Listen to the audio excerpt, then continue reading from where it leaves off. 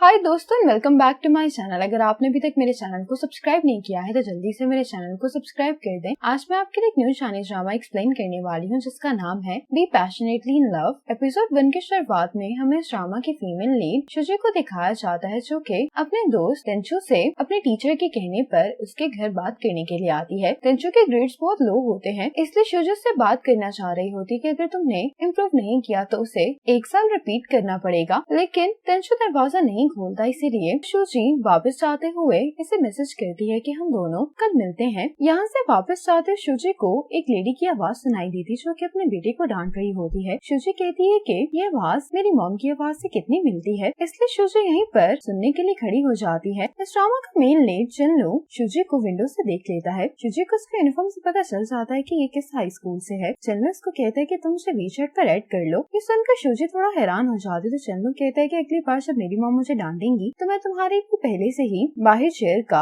Arrange कर दूंगा। ये खड़े होकर बातें सुनने की वजह से तुम थक गई होगी। शुजी उसको सॉरी बोलने वाली होती कि इससे पहले ही चन्नू कर्टन आगे कर लेता है। ये चन्नू से कह रही होती है कि कॉलेज एंट्रेंस एग्जाम खत्म हो गया है, इसलिए तुम वापस घर चले जाओ। तो चन्नू कहता है कि जब मैं जल्दी अब्रॉड जाने वाला हूँ तो फिर वापस घर जाने का क्या फायदा। मॉम चन्नू को डांट रही होती है कि तुम्हें अभी रिलेशनशिप्स पर फोकस नहीं करना चाहिए। तो चन्नू कहता है कि जब मेरी कोई गर्लफ्रेंड होगी तो मैं आपको उसके बारे में बता दूंगा, लेकिन आपने जो कुछ भी सुना है वो सिर्फ एक गलत फहमी है। रात में चन्नू अपने दोस्त यांगची के साथ बिलियर्ड खेलने के लिए आ जाता है। इसको बताता है कि गुयन ने इसे एड्रेस देने के लिए मजबूर कर दिया था। अब फ्लैशबैक में दिखाया जाता है कि गुयन आज चन्नू से घर पर कन्फेस करने के लिए आते हैं, लेकिन चन्नू उसको रिजेक्ट कर देता है। यांगची कहता है कि उसके बाद क्या हुआ तो चन्नू कहता है कि उसके साथ ही मेरी मॉम भी घर पर आ गई थी। यांगची कहता है कि मैं तुमसे वादा करता हूँ कि मैं दोबारा तुम्हारा एड्रेस किसी को भी नहीं दूंगा। शुजी वापस घर आने के बाद अपने डैड और अपनी ग्रैंडमा के साथ डिनर करती है। डिनर करने के बाद शुजी अपनी मॉम के साथ चैट हिस्ट्री को देख रही होती है। इसके साथ ही से इसकी दोस्त यिंग का मैसेज आता है जो कि इसे कहती है कि कल व्लॉग शूट करने में क्या तुम मेरी मदद कर सकती हो। अगले दिन व्लॉग शूट करने के बाद शुजी यिंग से पूछती है कि क्या तुम्हें लगता है कि दो लोगों की आवाज बिल्कुल एक जैसी हो सकती है। यिंग कहती कि आखिर तुम क्या कहना चाह रही हो। तो शुजी कहती है कि कल मैंने एक आंटी को देखा है जिनकी आवाज और बात करने का स्टाइल बिल्कुल मेरी मॉम जैसा है। यिंग कहती है कि तुम उनसे कहाँ मिली थी। शुजी कहती है कि तेंचू के नीचे वाले अपार्टमेंट में मैंने उनकी आवाज सुनी थी। यिंग कहती है कि तुम तेंचू से मिलने के लिए क्यों गई थी। तो शुजी कहती है कि मैं उससे बात करने के लिए गई थी और अपना नेकलेस भी मुझे वापस लेना था। तो यिंग बहुत हैरान होते हुए कहती है कि तुमने आखिर उसको अपना नेकलेस क्यों दिया। शुजी कहती है कि मैंने उसे सिर्फ कुछ टाइम के लिए दिया था। उसने कहा था कि 4 लीफ क्लोवर लक को रिप्रेजेंट करता है और उसे कॉलेज एंट्रेंस एग्जाम के लिए लक की बहुत जरूरत है। यिंग कहती है कि इसके बावजूद भी वो फेल हो गया। यिंग शुजी से कह रही होती है कि तुम्हें उससे मिलने के लिए नहीं जाना चाहिए, लेकिन शुजी कहती है कि नहीं, मैं उससे आखिरी बार बात करना चाहती हूँ, फिर अपना नेकलेस लेकर मैं वापस आ जाऊंगी। यिंग कहती है कि मैं भी तुम्हारे साथ चलूंगी। अगली सुबह के दोनों तेंचू से मिलने के लिए इसके अपार्टमेंट आ जाती हैं। चन्नू अपने दोस्त यांगची के साथ अपने अपार्टमेंट में जा ही रहा होता है कि इनकी बातें सुनकर ये दोनों बाहर आ जाते हैं। यांगची हंसते हुए चन्नू से कहते हैं इसे भी तुम्हारी तरह दूसरों को कम्फर्ट करना नहीं आता। शुजी कहती है कि बहुत सारे स्टूडेंट्स जो कि नंबर 1 हाई स्कूल से थे वो भी एग्जाम में अच्छा परफॉर्म नहीं कर पाए। उनके टॉप स्कोरर ने कुछ सब्जेक्ट भी मिस किए हैं। यांगची चन्नू से कहता है कि ये तो तुम्हारे बारे में बात कर रही है, लेकिन शायद इसे ये मालूम नहीं है कि तुमने ऑप्शनल सब्जेक्ट्स मिस किए हैं। चन्नू कहता है कि तुम चाहकर इसे बता क्यों नहीं देते कि अगर मैंने 1-2 सब्जेक्ट मिस किए भी हैं तब भी मैं इसके बॉयफ्रेंड की तरह यूजलेस नहीं हूँ। ये कहकर चन्नू अंदर चला जाता है। शुजी कहती है कि मैं तुम्हारा शुक्रिया अदा करना चाहती हूँ कि तुमने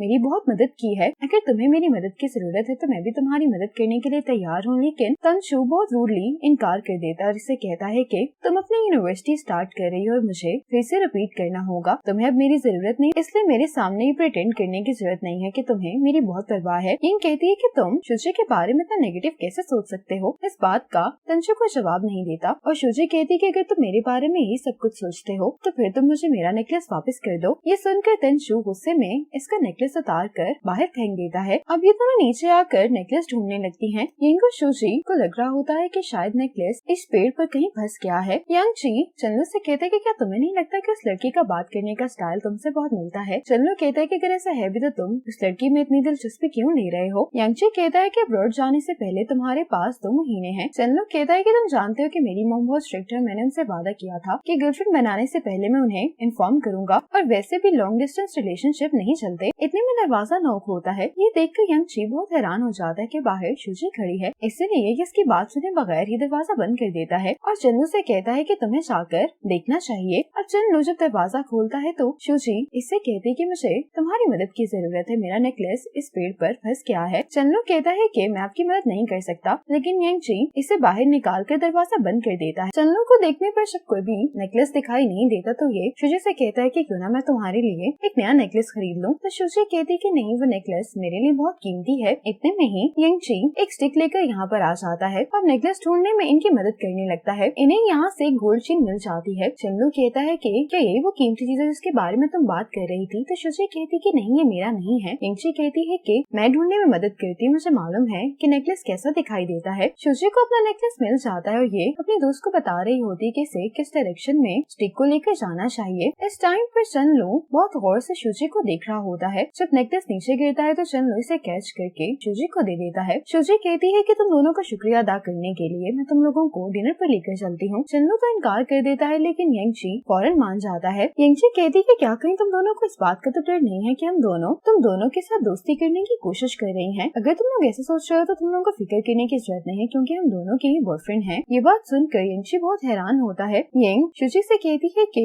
किसी को अट्रैक्ट करने की ट्रिक है, हमें ऑपोजिट ही करना होगा। ये सुनते ही तेंशु कहता है कि इस सब की जरूरत नहीं है, ये दोनों शब वापस आ रहे होते हैं। तो शूजी चन्नू के फिर से पास आते और कहती है कि नेकलेस मुझे मेरी मॉम ने दिया था, इसीलिए ये मेरे लिए बहुत कीमती है। तुम दोनों ने इसे ढूंढने में मेरी मदद की है, बस इसीलिए मैं तुम दोनों को डिनर पर लेकर जाना चाहती हूँ। ये सुनकर चन्नू मान जाता है। यहाँ से जाते हुए ये कहती है कि तुम पहले चन्नू से दोस्ती करोगी ताकि तुम इसकी मॉम को अप्रोच कर सको। शूजी कहती है कि हाँ ऐसा ही है। चन्नू जो मूवी देख रहा होता है, शूजी कहती है कि इस डायरेक्टर की मूवीज मुझे भी बहुत पसंद है, इसकी एक मूवी री रिलीज होने वाली है, अगर तुम चाहो तुम दोनों साथ में देखने के लिए जा सकते हैं। चन्नू कहता है कि एक मील ही काफी है। शूजी अपने आप से कहती कि मैं तुम्हें ये बात नहीं बता सकती कि मैं असल में तुम्हारी मॉम से मिलना चाहती हूँ। चन्नू कहता है कि क्या तुम्हारे बॉयफ्रेंड को मालूम है कि हम लोग साथ में खाना खाने वाले हैं? शूजी कहती कि क्या मैं ऐसे ही किसी के साथ खाना खाने के लिए नहीं जा सकती? तो चन्नू कहता है कि अच्छा सवाल है। खाना खाते हुए शूजी चन्नू से पूछती कि तुम्हारी बर्थडे कब आती है? तो चन्नू कहता है कि तुम्हें पहले मेरा नाम पूछना चाहिए। फिर ये दोनों एक दूसरे के साथ अपने नाम एक्सचेंज करते हैं। चन्नू शूजी से कहता है कि मैं अभी भी बहुत क्यूरियस हूँ कि तुम्हारा नेकलेस उस पेड़ पर कैसे पहुँचा। यंग इन दोनों को बताने लगती है कि कॉलेज एंट्रेंस एग्जाम में शूजी का स्कोर इसके बॉयफ्रेंड से ज्यादा था, इसकी वजह से वो बहुत अपसेट और एम्बेरेस था। शूजी से उससे अपना नेकलेस वापस लेने के लिए गई थी, लेकिन उसने गुस्से में शूजी का नेकलेस बाहर फेंक दिया। ये सुन के तेंशु को बहुत खुशी होती है और साथ ही शूजी को एडवाइस करने लगता है कि तुम्हें इस तरह के लड़के के पीछे अपना टाइम जाया नहीं करना चाहिए। चन्नू को एक मैसेज आता है जिसको देखने के बाद यहाँ से चला जाता है। शूजी भी इसका पीछा करती है, चन्नू पे करने ही वाला होता है, लेकिन शूजी इससे कहती है कि इस डिनर के पैसे मैं दूंगी। अब एक रेस्टोरेंट के बाहर बैठकर चन्नू अपनी बारी का इंतजार कर रहा होता है। एक बच्चा अपने डैड को बताता है कि इसने मेरी सीट ले ली है। ये आदमी कहता है कि क्या तुम्हें शर्म नहीं आती एक बच्चे की सीट लेते हुए? शूजी भी पीछे खड़ी इसे देख रही होती है। चन्नू कहता है कि यहाँ पर पहले मैं आया था, लेकिन ये बच्चा कहता है कि झूठ बोल रहा है और अपने डैड से झूठ बोलता है कि इसने मुझे मारा भी है। शूजी इस बच्चे के पास आकर पूछती है कि क्या तुम मुझे बता सकते हो कि इसने तुम्हें कहाँ मारा है? तो ये कहता है कि इसने मुझे किक मारी है। शूजी कहती है कि चन्नू के शूज तो बहुत ही साफ थे कि तुम्हारी व्हाइट पैंट्स पर कोई निशानी नहीं है। ये सुनकर चन्नू मुस्कुराने लगता है। इतने में एक बूढ़ा आदमी यहाँ पर आ जाता है। इस आदमी के साथ जो लड़की होती है वो सबको बताती है कि हमारी सीट रखने में इस लड़के ने हमारी मदद की है, इसकी वजह से ये सारी गलतफहमी दूर हो जाती है और इस बच्चे का डैड इनसे माफी मांगता है। इनके जाने के बाद शूजी चन्नू को इस झगड़े की रिकॉर्डिंग सेंड कर देती है। चन्नू इसको हैरानगी से देख रहा होता है तो शूजी कहती है कि मेरे डैड हॉस्पिटल में काम करते हैं, वहाँ पर अक्सर लोग आपस में झगड़ा करते रहते हैं, इसलिए वो हमेशा मुझसे कहते हैं कि जब भी कोई झगड़ा हो तो हमें सबूत के तौर पर रिकॉर्डिंग कर लेनी चाहिए। चन्नू कहता है कि हमारी दूसरी मीटिंग पर ही तुम मेरे साथ कुछ ज्यादा ही फ्रेंडली नहीं हो रही। शूजी कहती है कि मुझे लगा कि हम दोस्त बन गए हैं। चन्नू शूजी से पूछता है कि तुमने मुझ पर ये क्यों भरोसा किया? शूजी कहती है कि मैं भला उस बच्चे की बात पर कैसे भरोसा करती, वैसे भी वो लोग ग्रुप में थे और तुम अकेले थे, मैं अब तुम्हें अकेला तो नहीं छोड़ सकती थी। ये सुनकर चन्नू मुस्कुराने लगता है। शूजी के जाने के बाद चन्नू को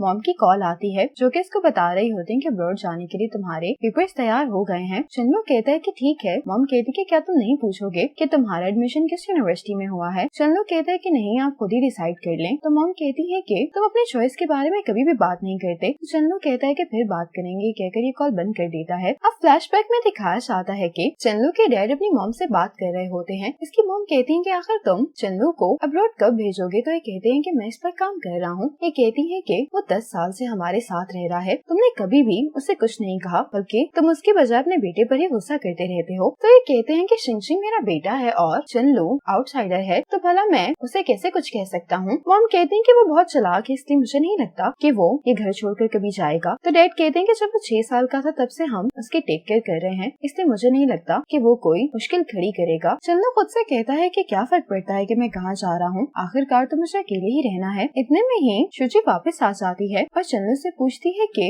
यिंग और यिंगची कहाँ पर हैं। तो चंदू कहते हैं कि शायद वो वापस चले गए हैं। ये शुची से पूछता है कि क्या तुम्हें तुम्हारी ग्रैंडमा के लिए स्वीट पोटैटोज नहीं मिले। तो ये कहती है कि नहीं, और अगर मैं उनके लिए स्वीट पोटैटोज लेकर नहीं गई तो बहुत अपसेट हो जाएंगी। चंदू कहता है कि कुछ दिन पहले मैंने एक लेडी के बेटे की पढ़ाई में मदद की थी, उन्होंने मुझे स्वीट पोटैटोज दिए थे, हम उनके पास जा सकते हैं। अब ये दोनों जब उस लेडी के पास जा रहे होते हैं तो बारिश शुरू होने लगती है। शुची अपने बैग से अम्ब्रेला निकाल कर चंदू के साथ अपनी अम्ब्रेला शेयर करती है, तो इसके लिए चंदू शुची को थैंक्स बोलता है। शुची कहती है कि अम्ब्रेला छोटी है, इसलिए कुछ देर के लिए हम यहीं पर इंतजार कर लेते हैं। ये दोनों जब साइड पर खड़े हो जाते हैं तो चंदू इससे पूछता है कि क्या तुम्हें बारिश पसंद नहीं है। शुची कहती कि बिल्कुल भी नहीं, अगर मुझे मालूम होता कि बारिश होने वाली है तो मैं कभी भी ना आती। चंदू कहता है लेकिन मुझे तो बारिश बहुत पसंद है। शुची कहती है कि इसमें ऐसी क्या खास बात है। चंदू कहता है कि जब मैं छोटा था तब मेरे पेरेंट्स मेरे छोटे भाई को लेकर बाहर चले जाते थे और मैं घर पर अकेला होता था। बारिश की वजह से वो लोग घर वापस आ जाते थे और मैं उन्हें देखकर कहा करता था, देखा मुझे घर पर छोड़कर जाने का क्या अंजाम हुआ है। शुची कहती कि खुद को कंफर्ट करने का बहुत अच्छा तरीका है। चंदू इससे पूछता है कि तुम्हें बारिश क्यों नहीं पसंद। अब फ्लैशबैक में दिखाया जाता है कि शुची अपनी मॉम से